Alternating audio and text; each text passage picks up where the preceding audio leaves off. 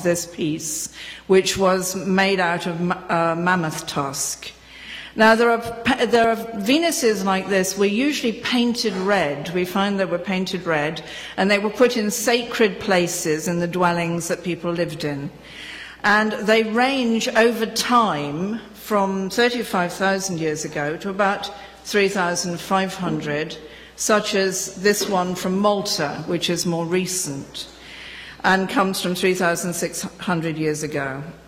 Now, these pieces are found all over Europe, and from Siberia to Irkutsk. Strangely enough, none have been found on the Iberian Peninsula, that's Spain.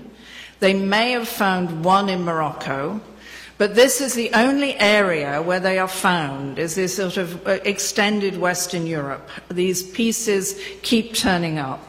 And they seem to show the appreciation of women as a symbol of fertility and plenty and the source of life. And they represent the idea of women as the earth goddess or of abundance. Now, since the time that I studied archaeology in the late 1960s, in the 1960s there was this idea that certainly in the Neolithic period, society was matrilineal and matriarchal. It's now been deeply challenged, this idea, and all sorts of different patriarchal systems have been suggested. But if you have ever visited Malta, and Malta, just in case you don't know, it's an island that is 120 miles off Tunisia and 90 miles off Sicily. So it's sort of a key strategic place in the middle of the Mediterranean. And it's the place where the Knights of Malta, when they lost Rhodes, they were put on this barren island to try and defend Christendom from the might of Islam as it was spreading across the Mediterranean. And they have lived there ever since. But what is extraordinary about Malta is it was originally attached to the mainland when the sea was less deep, as was Sicily. And it had an extraordinary flora and fauna, which they're now digging up. For example, it had miniature hippopotamuses and miniature elephants, and then it had giant swans, and what makes it sound even more like Alice in Wonderland is it had giant dormice. So it had this bizarre sort of different type of flora and fauna. And what they found on Malta is these extraordinary temples with these figures, and it seems as though they had a cult of the goddess or of twin goddesses. And they seem to have been involved in a trance or dreamlike cult of rebirth about the ongoing cycle of birth and death. Now, the idea of the cult of rebirth on Malta it was really first explored by a female scholar called Mariha Gimbutas between 1921 and 1994, and it's now being more recognized that her work seems to be correct.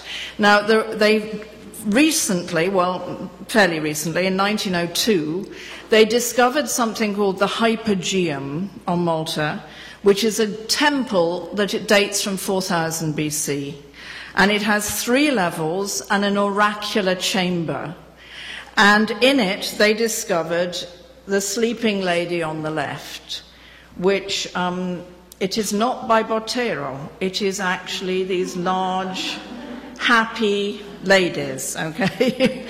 And these are some of the temples that they have found. Now, they estimate that there were over 40 temples of this kind on Malta. Now there are remains of 20 of them, and 6 of them are in major state of preservation.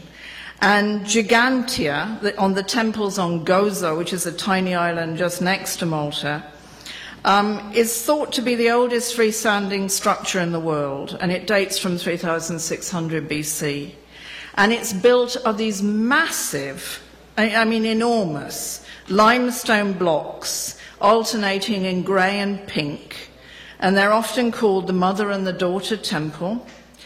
And you have to remember that these temples were built before proper tools, so that the tools that they were shipping in, obsidian tools, were coming in from these tiny islands off Malta called Lipari and Pantelleria. And these temples have walls that are 6 feet high and blocks that weigh over 50 tons. And they're in clover form of circular shapes, and they seem to be very female and womb-like. And you can clearly see where the places where there were curtains, where there were libations, and there were sanctuaries. And they're decorated with beautiful geometrical decorations. And inside these, you find these extraordinary figures like these. These, what we could call fat ladies, basically. And it seems fairly clear that this was a cult, a female cult, about fertility and so on. And there is another work that I want to include before I start on my 4 pieces, which I think is another great example of work that is certainly about women, and that is the Villa of the Mysteries. If you know the Villa of the Mysteries, it's a villa that was buried when Vesuvius erupted. It was buried in ash, and it wasn't found until the last century. But because it had been buried in ash, it was preserved in the most beautiful state of preservation. And these frescoes are done by an extraordinary artist. I mean, they're absolutely outstanding.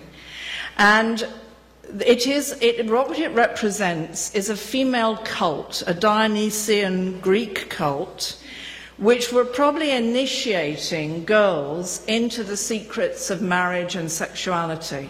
Now, it was hidden inside a villa, probably belonging to Julia, the wife of Claudius, but perhaps one of her servants. It's still all being worked on.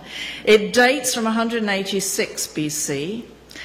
And because it is a secret cult where men were not admitted, it is very possible, and indeed probable, that these frescoes were painted by women.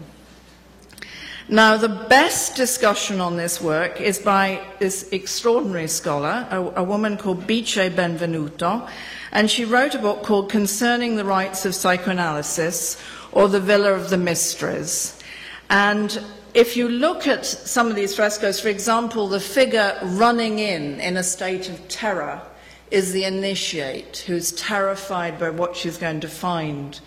And it's quite complicated. There she is. And this figure on the left is Dominia, the matron of the Dionysian rituals. And they take you through the punishment that is actually delightful, and the unveiling of the phallus. It's a very complicated and deeply profound ritual. And this is what she says about it, because in many ways what she says about it is better than what I can say. The frescoes lead you through the terror of initiation to enjoyment, knowledge of ecstasy and shame, but not of guilt. This is too complicated a subject to really go into depth here, but it needs to be noted as a major feminist work. It shows a work that deals with reality, representation, reason and experience, being and non-being. It shows that the real is neither rational nor is it truth, and that reality as perceived by our senses deceives us and drives us out of our senses. And basically, it shows the female unconscious. And it's really worth looking at this work and seeing what she writes about it, because it's very extraordinary. And she ends up with this wonderful conclusion, which is, Bice ironically notes that women marry hoping to find a god, but are disappointed to find a man.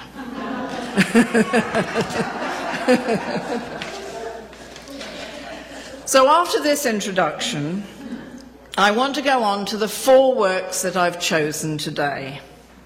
And I started off, and they're all 4 are sculpture, and they all 4 reproduce female figures. And the first is the Great Frieze of the Pantheon altar in Berlin. And that's the one at the bottom. It's a very complicated piece, so I'm not doing the top, and I'm not doing the top frieze. I'm talking about the bottom frieze, which is extraordinary. And it was cut, it was in marble between 197 and 156 BC. And it was built on the Greek, it was built in the Greek city of Pergamon. Now it's called Bergama in today's Turkey, in northwest Anatolia. And it was connected, this temple was connected with the great library of Pergamon, which was second only to that of Alexandria. And it was built to outmatch the temple of the Acropolis, the Athenian temple of the Acropolis in Athens. It was a challenge. They were saying this is better and bigger and larger than Athens, and it's to Athena. And it's mentioned in the Bible, in the book of Revelations. It actually says, in Pergamon, where Satan has his throne, and in Ampelius, in the Liber Memorialis, it talks about a large marble altar, 40 feet high, with a great many sculptures, among which is a battle of the giants. The altar is now in Berlin, on the Museum Island, and it was